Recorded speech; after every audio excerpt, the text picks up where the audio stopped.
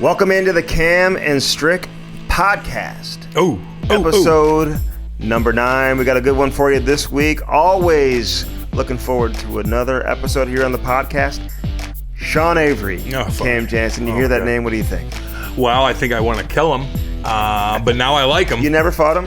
No, I jumped him. That's why I apologized to him during the thing. I said, just at the very end, I go, hey, look, I jumped you and I sucker punched you in the back of the head. I apologize for that, but you pissed me off. Yeah. He pissed a lot of people off, but he's a great guy.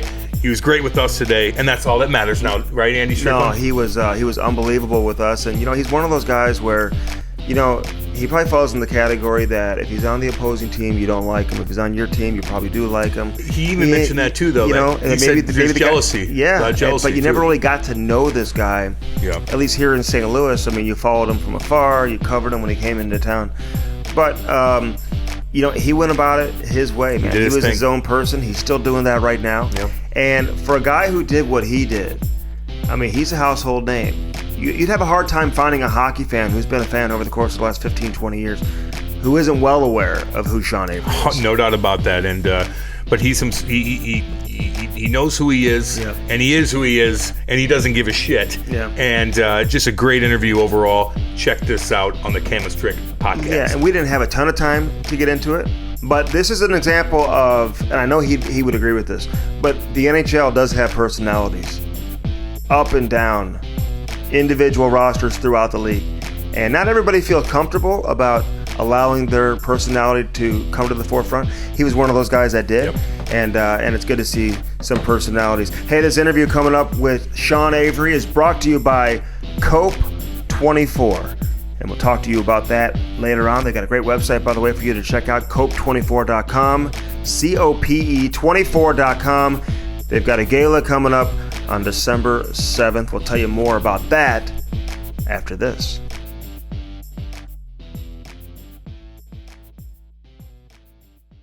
Welcome back into the Cam and Strick podcast, episode number 9, and we always look forward to this. Always happy to be at the Normal brand here in Ladue, and I don't know, maybe Sean Avery could like some of the clothes here. I think he might, but he only wears, I think, one brand of clothing that he doesn't want to tell anybody about. Is that right, Abe? Yeah, it is. It's funny. Why? What are you guys wearing? Is there something I'm missing? Yeah, yes. we're going to send you some. So it's called the Normal brand. And one store here in Ladue, here in St. Louis, but they've got their clothes in stores all over the country. So we'll send you some casual wear. Now, we're going to get this out of you, though, in terms of what you wear. I need to know what you wear. Like, you won't tell us or no? Yeah, so this is a small brand. It's like a New York-based brand that basically everything they wear or everything they make has stretch in it. I refuse to wear any clothes that don't have some sort of elastine in it, like jeans, everything. Even my suit. I got married in a suit that was basically like a sweatsuit that looked like a suit. But this brand, so they only do every Tuesday they release their new clothes every Tuesday they have an item that they are dropping. So now people are starting to really the brand's catching on. So it's like a shit show getting on there. You got to get on there at fucking 1:00 exactly when they drop the clothes.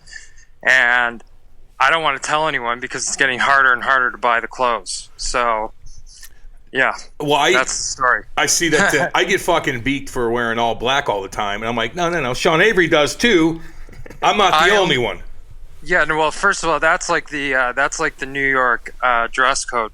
Everyone always wears black, but I started to do it because originally I was like, I don't really when I was in LA and then certainly in New York and fashion wise. I don't really know a lot about fashion. I know what I like and I know what looks good to me, but I was like, fuck it, I'll just buy everything in black and I can wear anything. You can't fuck that up. And you can sweat too. That up? Right. I'm glad you said that. No, it's funny. I actually started, I get my armpits Botoxed because of my sweating. God! and my God.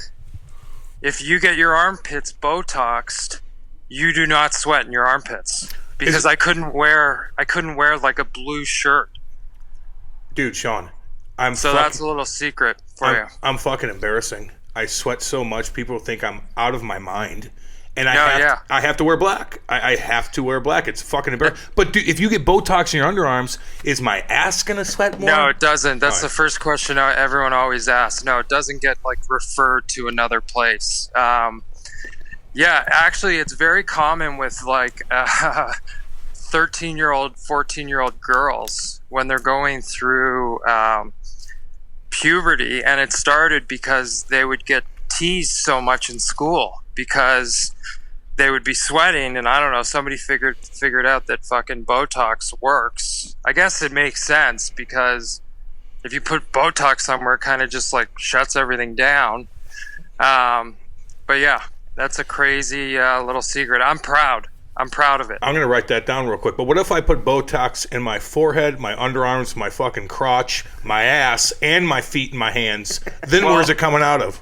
Funny enough, probably your eyeballs. But people do their hands quite a bit for like the clammy hand thing, which is very interesting because it fucking hurts. Like for a woman to put these Botox needles in their face, I mean, it hurts. It just hurts.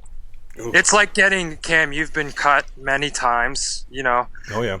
From teams? Yeah, right. Ditto on that, both of us. Yeah. I know the feeling. But anyways, you know, getting cut is fine.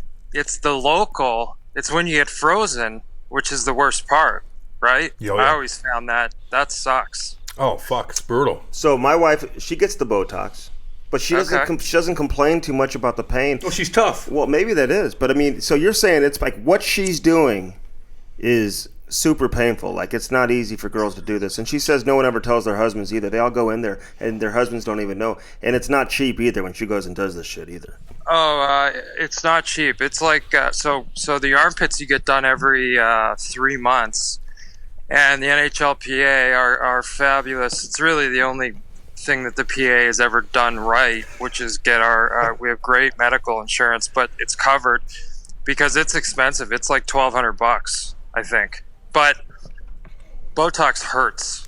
I guess women have an unbelievable pain tolerance because they give birth. So really, I guess they're probably so much tougher than men just in general. Well, Andy's wife's tougher than him. We all know that, and that's not very hard to do. But you know who's surprisingly tough that I just realized today? I saw that Keith Yandel lost 9 fucking teeth. Oh, yeah, but he's keeping that streak alive though. 831, right? baby. But that's impressive. I didn't think he was that tough. Fucking 9 teeth from top and bottom. Then he leaves, comes back, puts a fucking fishbowl on, and then he plays the rest of the game. Then he goes and gets dental surgery, which, speaking of fucking hurting, and then he comes back and he keeps his streak alive. Like, how does that even happen? How do you not? Yeah, that's impressive. 25 minutes a night. 25 minutes a night he plays. How do you not get one off the fucking toe and can't put your foot in your boot? Like, how does that not happen? Yeah, no, I don't think people understand how impressive that streak is. Like, certainly now I think it would be easier to do it, but 8 years ago, it was a tough league. Oh. And for him to still have not missed a game, that's impressive. Like, I would say, well, Keith Yandel doesn't hit anything in sight and he avoids contact at all costs, but fucking guy's still playing. Like, he's got to avoid it still. Who's the smart one? No shit. No, I know. But I mean, it is crazy that he's able to come back and he has some motivation to do that. And listen, we all know how you played, Sean. Were you tough? I mean, obviously you played tough, but could you have gone through something like that, or would you have said, no, I'm taking a couple games off here? Fuck, man. I think it would always... No, I think no matter what, like, I always felt like I was fighting for a job. Like, I never felt comfortable in a lineup. I was kind of thinking about that I don't know. I thought about that recently at some point. Like, I never went to a training camp where I was comfortable. Probably part of that was because my coaches always hated me, and they're always probably looking for a reason to get rid of me. But I never felt comfortable. So from an injury standpoint, yeah, I don't know. Like, I lacerated my spleen in a game, and I finished the game. It was we were playing Pittsburgh in the playoffs one year. It was like game 5, I think, in the second round. And I went full speed from the blue line into the corner, and I hit Hal Gill. He was just like standing, braced, ready for me. Monster. And just a fucking monster, that dude. Like, really just a human monster. And I hit him as hard as I could. And I went to the bench and I said to our trainer, Jim Ramsey, I was like, Grammer, I think I fucking tore my abdominals. Because I felt something go. And we went into the dressing room in between periods, and they gave me a shot of Toradol. And I was like, fuck, I don't know. This isn't right. Usually you get a shot of Toradol, and it's like, oh yeah, I'm ready to go. Mm-mm. So after the game, I came in and I was in the cold tub, and I felt this pain in my shoulder, like I just got stabbed.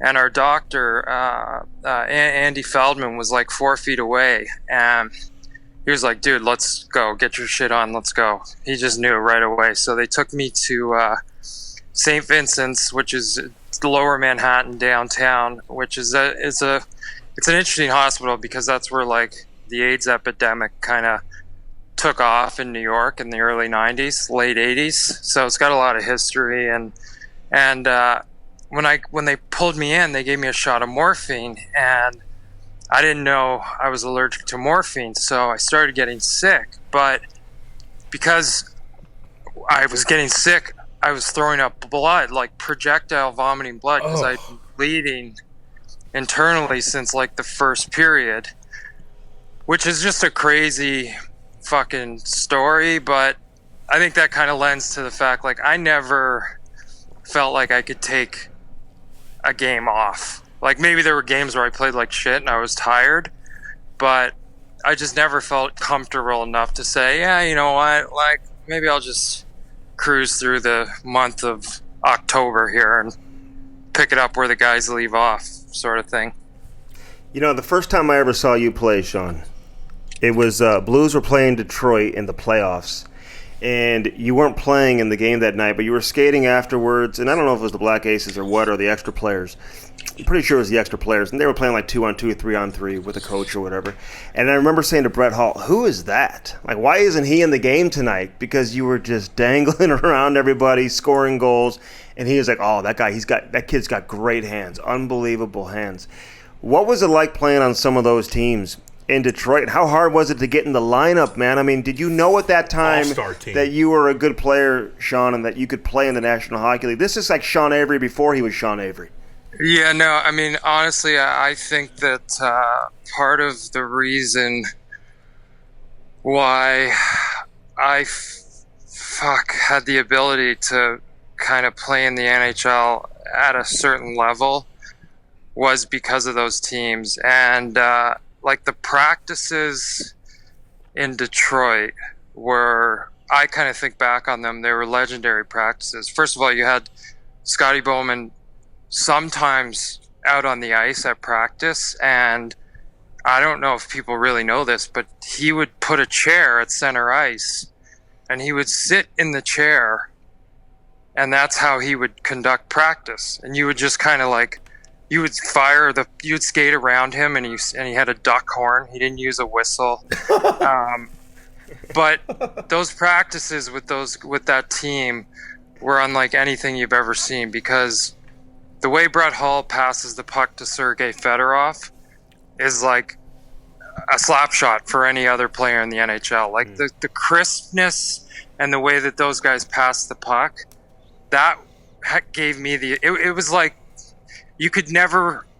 no one could ever get that type of schooling on those teams. That was the best, maybe I think the best NHL team pound for pound ever to be put together on one sheet of ice. I don't know, 13 Hall of Famers like Lidstrom, Larionov, Shanahan, Yzerman, Duchesne, Robitaille, Chelios, the grind line, Dominic Hasek. Hasek was funny. I was always, Hasek was really, first of all, he was a wildly crazy and weird dude. Like goalies are always weird, but Hasek was wildly interesting. And if guys got hot in practice, he would take his stick, he would just throw it in the stands, and he would skate off the ice.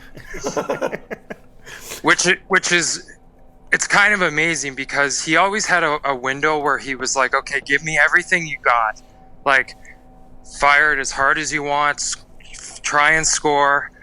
But then if there was a moment where guys really started getting hot on him, he'd get pissed off and he'd just leave because he didn't want it to go on for too long. Like, he was just an interesting dude. But those teams were, man, they were so much fun. And those guys, they lit it up off the ice. Like, it was like... That's where I was going to get to. Yeah, it was like Hockey 101. Well, like, those guys just went hard everywhere. I was going to say, like, after... So you're the young kid on the team. And I did this, too, with the Devils. And I'm like, all right, I'm not hanging out with fucking the young kids. Like, they don't know shit. Right. Like, I'm going to force myself to hang out with the older guys because they know where to go. They're all partying. But that fucking team, not just all-stars, they were animals off the ice. You could Chelios. Oh yeah. I mean, fuck, what was he all about? We've all heard stories.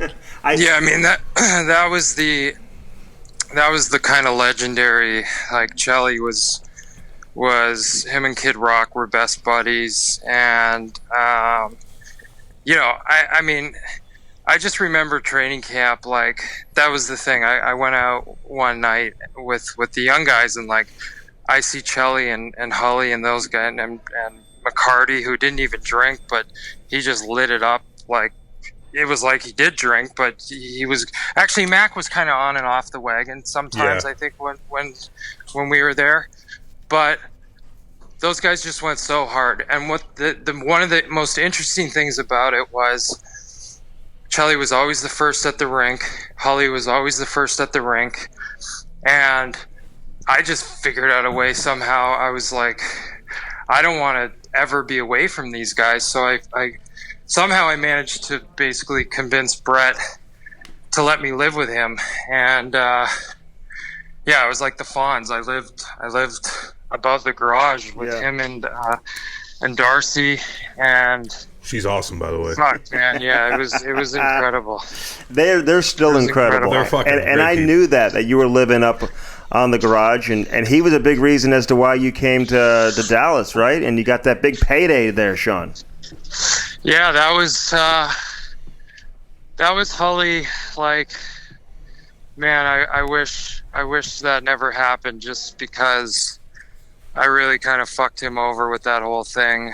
And it was tough because, like, on paper, that was a great move. Like, for him, I'd come off my best year. I think, like, we beat Brodeur and the Devils or maybe, I don't know, we either beat Kovalchuk in the first round or Marty, and like I really kind of like dominated that first. I had a great year that year. That was the smart move to do.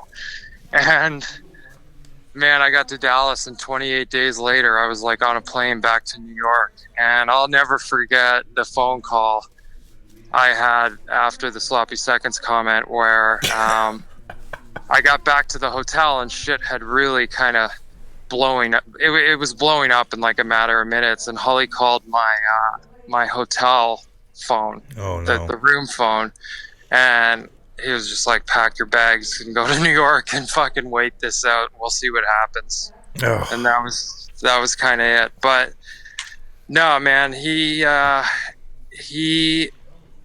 one of the most, and by the way, like, I wore a Brett Hull jersey to school from, I don't know, I think grade 4 to grade 6. Like, the first NHL game I ever went to was a St. Louis game at Maple Leaf Garden. Like, It was a childhood dream, being able to watch him. The first book I ever read was Shooting and Smiling, like his autobiography. Oh, yeah. It's a funny story, like with Hully. I think I finally had the nerve to ask him, like, hey, I sent you a letter, and you sent me back a signed picture. And he was like, I didn't fucking sign that. And I was like, what do you mean you didn't sign it? He had some girl, I don't know if it was like the nanny, the family nanny or what, but I think he ended up putting her through college because she signed all the autographs in the heyday, which is a crazy, wow. It's just an amazing story. Like, of course, Hully didn't sit and sign thousands of autographs that came in the mail over the years. You guys know. I mean, but he was smart enough to figure out some sort of alternative, and everyone got a picture back. Like, it came in the mail. It was this picture with his signature, that beautiful signature. Oh yeah. Yeah. Oh yeah. And it wasn't even him signing it. Who gives a shit? He didn't know at the time. It made you feel good at the time. That's all that matters. Somebody got a scholarship for it. Don't try to sell it now. They got a full ride. So, but so you and Hully were tight, though. I mean, so I've heard you say you have no regrets. So that would be one, I guess, right? It definitely wasn't a regret because, I mean, I went to Dallas on a bigger contract than New York was going to give me, and I came back and somehow I managed to fucking find my way back to New York before Christmas rolled around. Man, was it a regret? I can say that I would have never not done it, but the regret in that whole situation was how I feel like I fucked Hully over, and that was something that still kind of haunts me to today. It was, it just, I wish it had went different for sure. Well, speaking of that, how'd you meet these girls anyway? Was that in LA? Were you just cruising around in LA when you played there and like, I want to party, I want to meet some celebs, I want to fucking interact with some people and kind of build my brand up a little? How'd you meet these chicks that you dated? Well, when I got to LA, all the guys on the team, they all lived in Manhattan Beach, and I was like, fuck, I couldn't really understand it. I was like, you guys, Hollywood's like 20 minutes away. Why is everybody living at the beach? Like, I'm not a big beach guy. I never was. Like, I don't like sand. Like, I never really got the idea about the whole beach thing. So I was like, fuck this. I'm going to go live in Hollywood. Like, that's just what I'm going to do. And I was also, at that time, I was going through a heavy 70s music phase because of Hully. So, like, Crosby, Stills, Nash and Young and Joni Mitchell and all these bands. So he named his daughter that. He loves those bands. He named his daughter that. That is hilarious. That's fucking great. Right, so I'm like, I'm going to go live in Laurel Canyon, which is where all those bands lived in the 70s, and like some of these amazing legendary records were made in Laurel Canyon, which is a little canyon in the hills of Hollywood. Like, it kind of separates the Burbank from Hollywood, and you hit the top of the hill is Mulholland. And so I was like, fuck it, I'm going to go live in Laurel Canyon. And so I kind of, that's where I ended up. And then with Alicia, she lived like 2 streets over from me, and we ended up having a mutual friend through somehow. Justin Timberlake's like came into the situation. We had a mutual friend. I hate when that happens, by the way, but go ahead. Right. And then I was at a party with Alicia one night, and I became friends with her fiance, who they ended up breaking up. And then I think during that we kind of fell in love, and there was like a moment, and that was sort of the start of it. And then actually I ended up I dated Rachel Hunter before that. And I had a nice run with Rachel. She was just like a beautiful soul, and like I always laugh, like at that point everyone she had just finished the Stacy's Mom video, and oh god, that's right. Everyone was like, dude, you're dating she's so much older than you. And like, I look back on it now, I was 24. She was 34. Like a 34-year-old woman, in my opinion, that's when a woman just starts to become hot. Oh, yeah. Prime. Badass Prime. bitch. Yeah. Right. So I kind of laugh at it now. Everyone's like, dude, she was so much older. And yeah, there was some wild years in LA. Man, I had fun. I had so much fun there. Because, like, hockey was sort of secondary. That's what I was going to say. It is. There's so much shit going on, man. Yeah. And, like, the team hadn't got good yet. No. So there just wasn't a vibe there. Like, it's not the best place to play if you're just like a hockey guy, I don't know.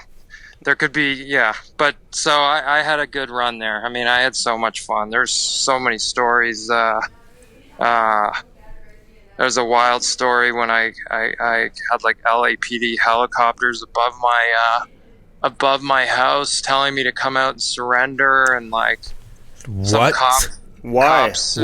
Why? What'd you do? You slanging?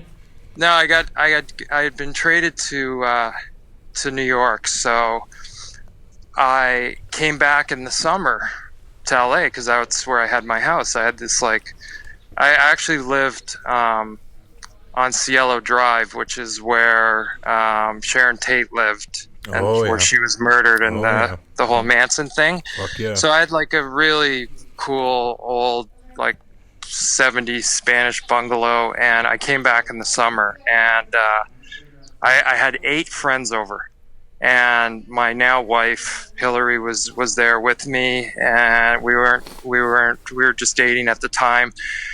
So the cops come up and they knock on the door, and they said, we had a music complaint. The music's too loud. And I'm not like a big like blast the music type of guy. Like, it was a comfortable level. Mm-hmm. But one thing is, in the canyon, sound sort of carries.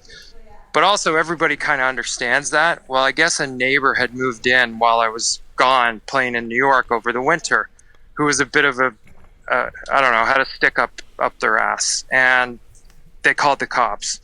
So I kind of gave the cops a little bit of attitude. They left. Well, 45 minutes later, they came back up, and one of the cops that had come back the second time, I know him, and I don't know if like we had a run-in at a bar at some point or something had went down previously, but he came in with serious attitude. And long story short, they tried to come into the house. They tried to walk in, and I slammed the door on one of the cops. And they went to like the next level with the whole thing. And next thing I know, I have like literally there's 2 helicopters above the house telling me to surrender. Long story short, I'll tell you what's funny about that. When finally I was in the house, and I was like, everybody's like, fuck, what are you gonna do? So finally I made a decision. I'm gonna walk out there. My buddy Aaron Voros was there. Oh, I play with him in Albany. Oh, yeah, AV was there. So I was like, AV, you hold the camera, film everything until I get into the car. And then there was a moment where I was like, holy shit. I ran, I got my computer, I Googled Mel Gibson's lawyer, because he had just gotten in trouble with the Malibu stuff. Oh, yeah. And this woman, Blair Burke, her name came up. So I wrote her office number down on my hand, and I was like, fuck it, I'm going. So I went out, and they arrested me, and it was like a whole shit show, the TMZ, like the whole thing. And but I had Blair Burke's number, so she got me out in the morning. And long story short, they ended up dropping the charges, which obviously they dropped the charges. I've been arrested a lot, but I've never been charged with anything. Andy knows about that. And that was kind of I ended up selling the house. I sold the house, actually. You guys know who Grace Potter is? She's like a rock and roll country musician. Anyway, she ended up buying the house, and that was my LA chapter that came to an end right then and there. So what's it like for you, because you're playing in the National Hockey League, but you're also becoming more and more of a celebrity. People know who you are. Non-hockey fans probably started to know the name Sean Avery. So did you like hockey? Did you want to go to the ring? Did you want to practice, or did you want to be a celebrity? LA, baby. Where was your mindset at when you were kind of going through some of the issues and creating headlines for non-hockey related issues?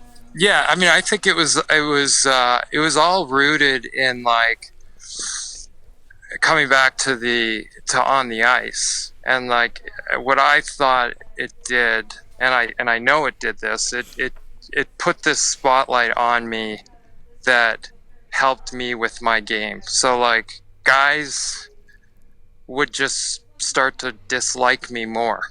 There was this vibe happening with me, and like I think, and it was a downside I think with some of my teammates also, where like jealousy crept in, and I always was focused on putting a target on my back from a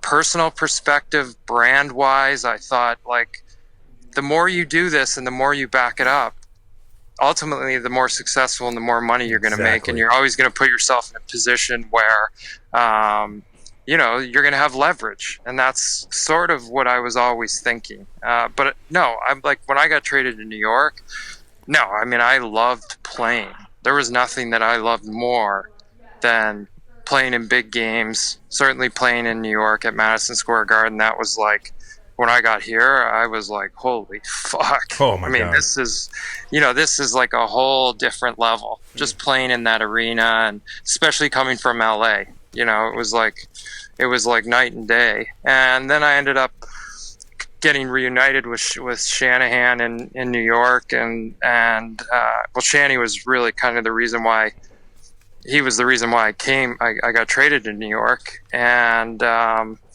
the New York journey started, and fuck. Well, that's what I wanted to ask you about too. And I remember there's a couple times I honestly wanted to kill you, and right. and the one member I remember you. And they made a rule out of that. I know you're probably smoking a dart right now. You're going to put that dart in a puddle like you said that you're going to do, or you're just going to throw it on the ground? No, I'm at home. So I have an ashtray. Nice. I'm upside, yeah. So I know. funny. I was trying to hide it, but it's too obvious. All good, dude.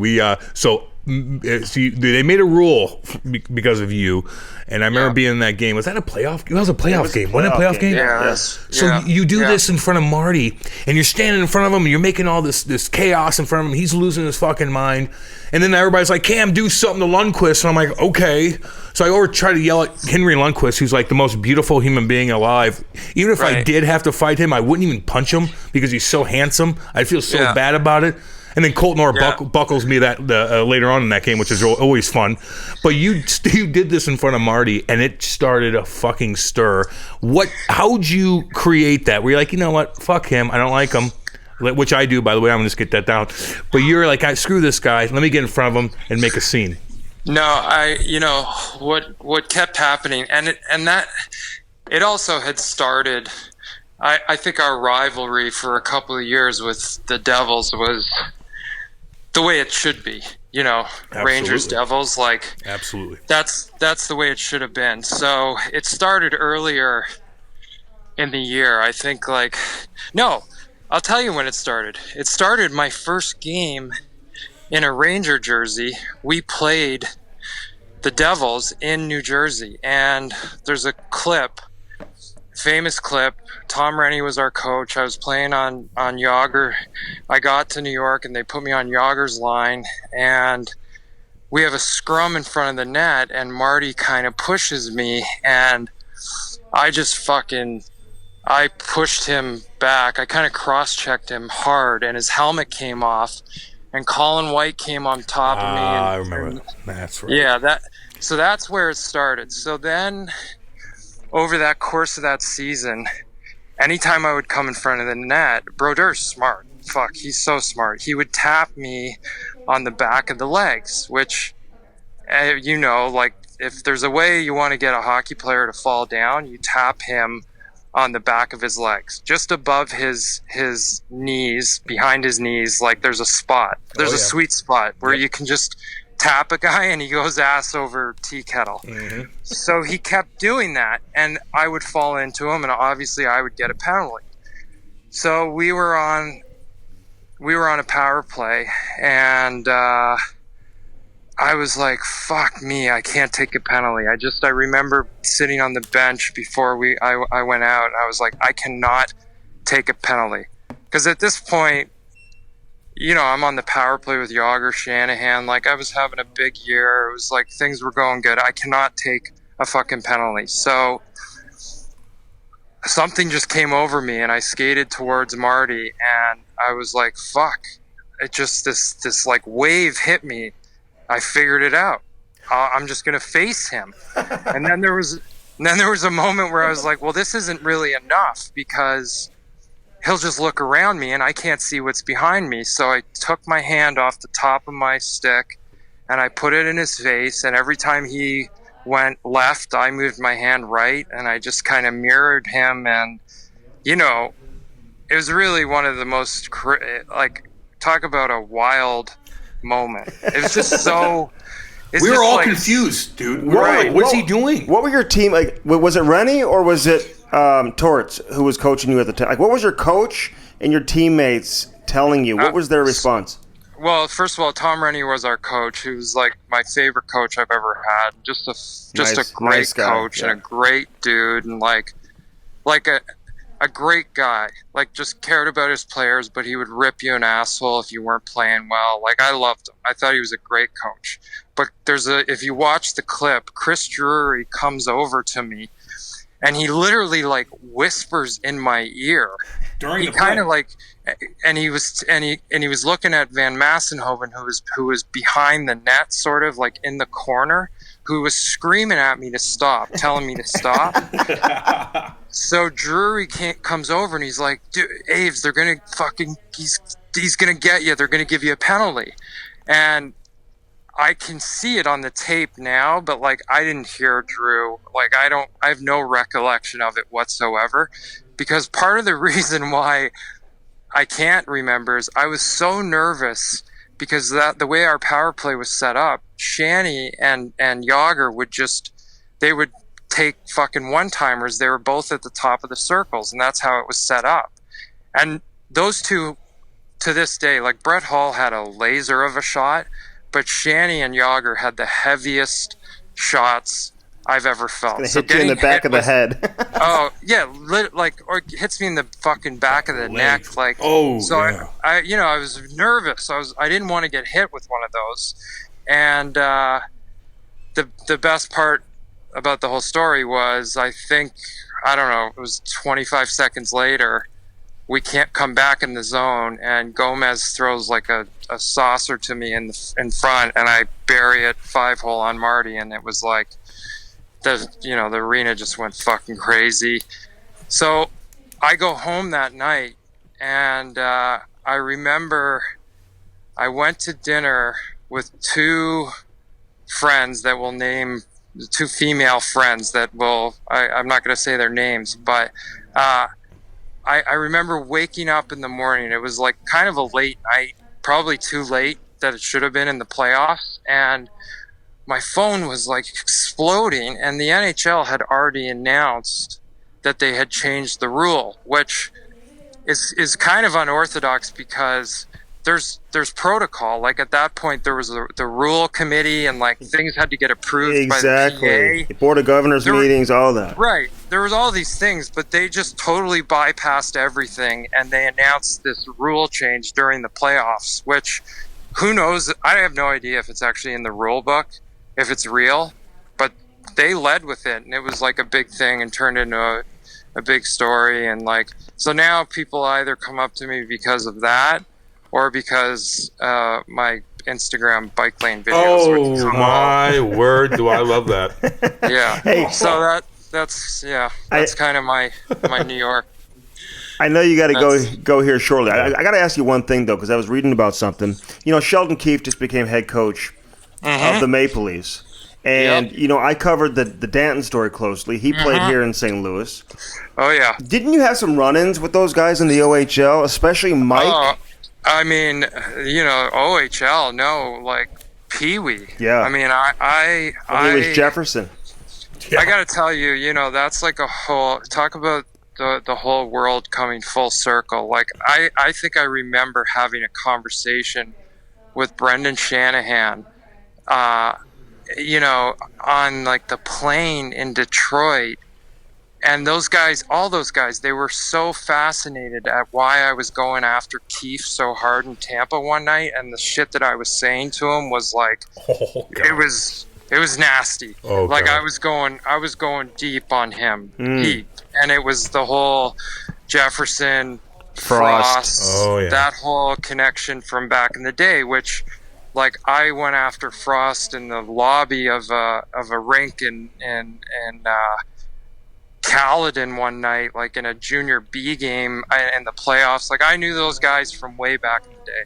So it's crazy how the world works, because we all knew that they were nuts. Like there was something went on with that whole group, right? Mm-hmm. Like obviously Danton, Jefferson, that whole thing, like it was who knows what happened to this day. And Keefe, now he's the coach of the Toronto Maple Leafs. And crazy. I got to tell you, like, I love it, because I love the Leafs. I love watching them now. They're my second favorite team next to St. Louis. But the fact that Sheldon Keefe is the coach of the Toronto Maple Leafs, like, anything can happen. Nothing can't happen in this world now. And the guy just put his head down and he went down there and coached, and it seems like the players are going to love him, and who knows what happens. You know what?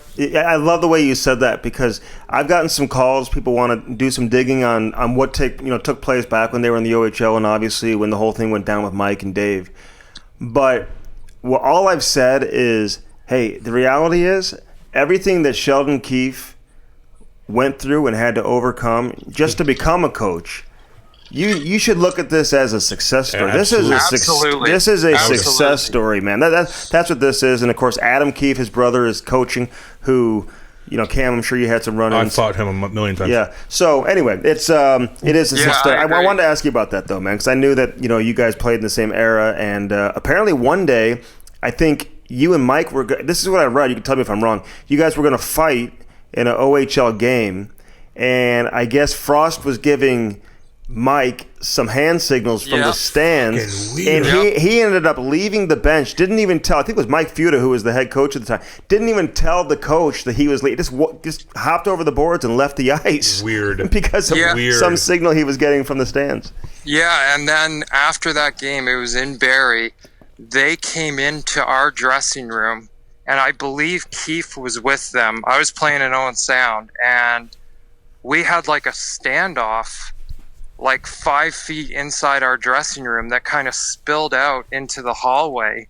And it was like the most insane, like to this day. I mean, they came in can't imagine like the opposing fucking team with their like agent / advisor. They came into our dressing room. It was just a wild story, but that had been rooted since literally Pee Wee. Mm-hmm. I mean, we had been going at it for 10 years. He came up to my dad in a tournament, and we still have his fucking card. Oh, really? Yeah. In a Toronto Marlies tournament, I was playing AAA for the Blues. Weird as shit. People told me stories, and this is now it's all kind of coming back to my memory, but I guess when they were playing in Barrie, all four of them all played together. There's four of them. They all played together. And I guess the power play went 0 for 4 or something in the game. So after the game, everybody's getting undressed and whatever, getting ready to do whatever they're going to do after the game. And the 4 players didn't say anything to their coach, dressed in full equipment with their skates over their shoulder, just walk out to meet Frost in the lobby. And he took them to another rink in town to work on the power play. That's true. Sometimes they wouldn't take the bus with the team. They would drive with him, which in junior, like, that's not even junior in the NHL. That's insane. Mm-hmm. That's crazy. The only other time I've ever heard of it is when Gretz was playing in LA. Sometimes Gretz had a plane that he would fly on, and when McNall was the owner, like the Gretzky plane would fly with the Gretzky crew, and the team would fly with the team. That's the only other time I've ever heard of it. Wow. And but yeah, that like you know what's kind of cool though. I like that the Toronto media is giving them a chance, and they're not, because like there's a real opportunity. Somebody could have been a real asshole in that first day with him interviewing him, where they kind of went in, you know, like you could have went in on that right away. Yeah. They're giving him a shot, and I you know, because man, he was a kid. We were all kids, like brainwashed. You're brainwashed, right. man. You're brainwashed, and you want to make it to the next level. And this guy, you think he's the access to that. He had the ability, because weird. Listen, I was a young reporter at the time when all this went down, and I talked to Dave every single day, and he started to creep me out a little bit. Some of the voicemails he was leaving me were absolutely cross the line, and he had the ability. You're his type. He had the ability to crawl into your mind and tell you how you're supposed to think, what you're supposed to say, what you're supposed to do. But I'll give those guys credit. Somehow, some way, out of it, man. I think Mike, his incident, I think led everybody else to kind of cut the cord and kind of go in their own direction. But well, Aves, look, man, I know you probably got to get going. You're a busy man. 2 things before you go. What do you got going now? Of course, you got that book out, Ice Capades, which is phenomenal. He's got a movie going on. You got a fucking movie. We want to be in the movie. What don't you fucking do? Put us in the movie. And not to mention, one more thing. I'm starting to get crow's feet on my eyes. I'm getting old and fucking weather. What the hell do I put on my fucking face so I look beautiful? I'm fucking serious on this. There's a brand called Jao, Jao, and they make a fucking seed oil, and it's this oil on it's got a roller. Oh yeah. You put that on your eyes before you go to bed. You put it on your eyes in the morning, and that's the secret. I'm fucking hideous. Let me tell you that right now, because you know, it's funny. Like we used to remember when the word metrosexual was like a thing. Yeah. Mm-hmm. Now we're all just trying to. We don't even care about that word anymore. Fuck. Like, exactly. I want to look good. How do we look good? So that's that secret. But no, my So, I don't know, 4 or 5 years ago, my buddy Pete Berg, who, the director, Lone Survivor, Friday Night Lights, who I actually had known for a long time because he was tight with Chris Chelios in the Chicago days, because Pete was on this show called Chicago Hope.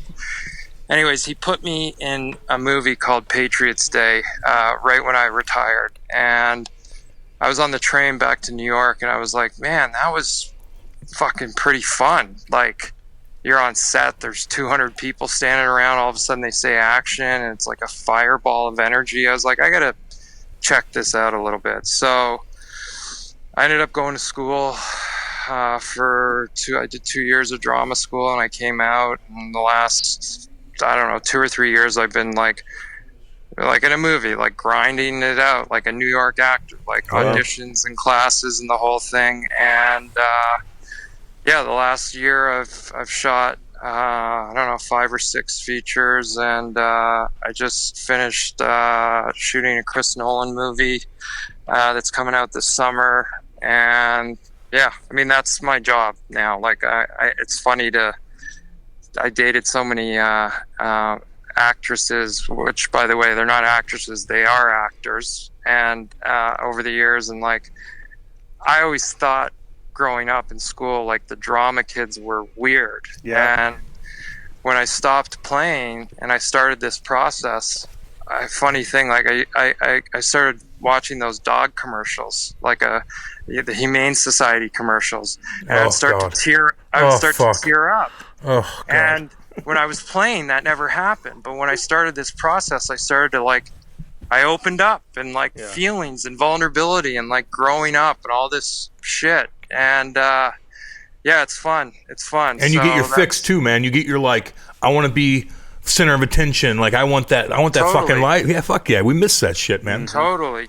Yeah. So it's like a whole new thing, and yeah, it seems to be starting to pick up, and yeah, it's fun. I mean, that's what happens. We're like, I don't know, we're 35 years old, and you're like, what the fuck am I going to do with the rest of my life? Yeah.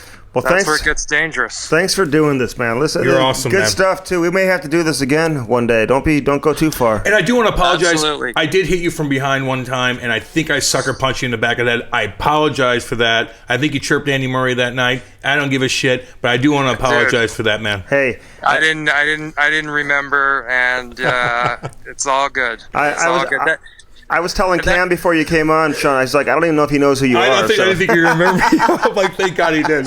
I appreciate it. Of course. I'll tell you, like, that's one thing about what makes hockey players great. It's like, fuck, you could just kill you could try and kill a guy.